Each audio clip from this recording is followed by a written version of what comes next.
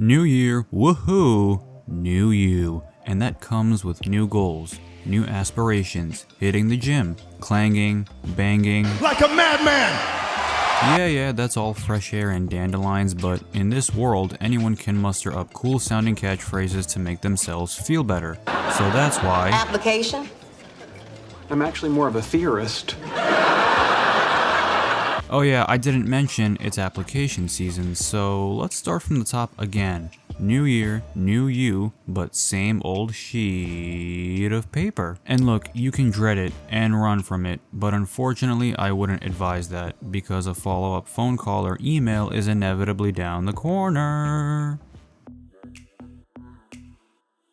There's no denying that applications go against the grain of everything sunshine and rainbows. When you see a rainbow, you can look at it in awe for all the right reasons. Wink wink. But the moment that application form hits your hand and you lock eyes at it, you get the googly eyes just like you would in a car crash, but for all the wrong reasons. You're hot! Maybe they thought there was a pot of gold on the other side, I don't know, hey, it's a booming economy, and that's with a capital D. But you know what else is booming around the old gear of the new year? A college application waiting to be filled with pen cream to determine your future after high school, which is just more school. These applications can suck the living joy out of the goal we're intending to do, and so it makes you look up at the sky and wonder if what you were doing regarding the application is even worth it. Other than the thought of a tall security guard gawking at you with the old rocky eyebrow raise as you're walking out of the DMV head down, there's nothing stopping you from bailing. Ask yourself, do you really need that new driver's license? Do you really need a third debit card for the same bank because you're so thick-headed to trust other banks? Do you really have to see your doctor or go to the hospital because you forgot the simple fact that taking too much vitamin B3 will make your face look redder than a calorie burned by a blowtorch? Name the terms and conditions, and despite how stupid, there's bound to be an application for it, and such terms and conditions are chosen by people willingly, even when not necessary, probably because they don't fully understand them. But you want to know my mighty number 9 suggestion?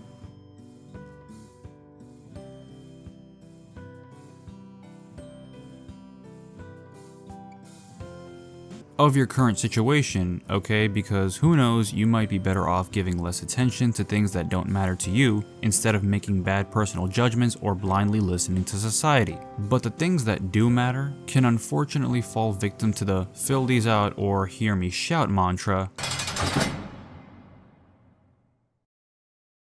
Snail mail is as prevalent now as it was in the past, if not more than it ever has been. And I know some people out there don't care too much about when their mail comes in. The point is, many companies refuse to expedite the mailing process as a means of reaching out and hearing back from clients or customers in timely fashion. On the flip note, I can't deny that there's something reassuring about receiving a tangible form of communication that you could just interact with, but that applies to everything but paper applications. You see, yes, they are old school and old-fashioned handy, but boy howdy, you're looking at a good application and what the heck, all of a sudden that car crash doesn't look all that bad. Yeah, let's talk about that at dinner. The concept of STI, or Snail Trail International as I've coined it, is still alive and kicking for like 90% of common folk. But when you're dealing with companies who send you applications without any communication or a tracking number, you just can't help but pray that the application gets to your doorstep by Friday, because these invitations to hell can already squeeze the life out of you just by looking at them.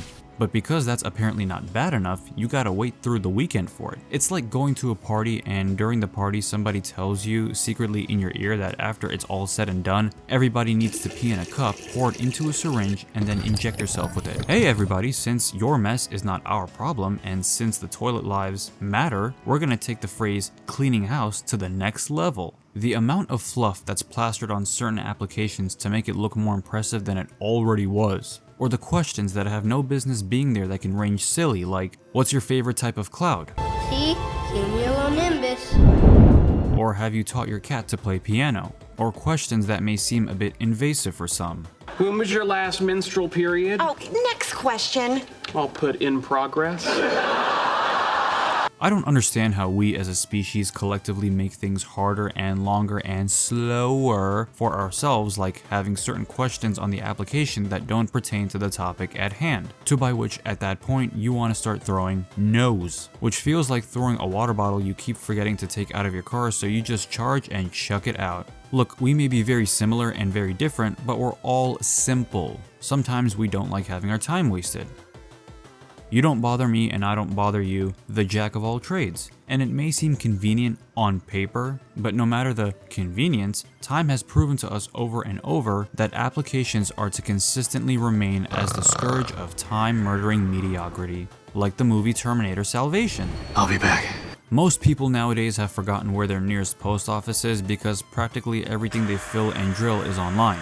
And filling an application online in the comfort of your own home or your own car in a Dunkin' Donuts parking lot gives us the fabled option to charge our emotions and chuck our devices when we're denied passage to the next part for whatever dumb reason. Like, should I blame the cameraman or Microsoft? I know most of you out there are already experts at this, but one surefire way of making your blood boil in a moment's notice is to simply open your spam folder and look at your email. I don't want to delve too much into scam applications or scamplications because quite frankly, not only are they a waste of storage and mouth space, they don't even deserve the attention of a pebble in my shoe. But clearly they tread the skinny fat line of convenience because it takes a few simple clicks for major scam companies to send these applications as text or email, in the high hopes you'll open them up and put in your mother's maiden name or social security or Netflix password. I don't know, I've never actually opened them, I only delete them. But what you shouldn't be deleting is applications that actually matter and may come in handy down the line. Passport and visa stuff, college and scholarship stuff, car repairs and technical stuff, insurance and mortgage stuff. As if! Yeah, I know, but trust me, they're worth keeping around to avoid potential trouble that could possibly eat up your emergency fund, assuming you have one. And nobody likes to look at these things, much less fill them out, but as a means of avoiding theft, efficient processing, and data collection, they get the job done. Actually, scratch the avoiding theft part. That's still a very large global, worldwide, solar universal system problemo that can't be solved in one memento. Again, spam texts and email, just take a quick glance at them and face your demons. And that's a reminder I needed for myself, so if you feel like this video was targeted to you, don't worry, you're not alone. Just check your bathroom for any piss stains and thank me down later in the comments. Unless you live with a little brother, then it was him. And also, be a goat and ram that like button or share it with someone who you think may relate.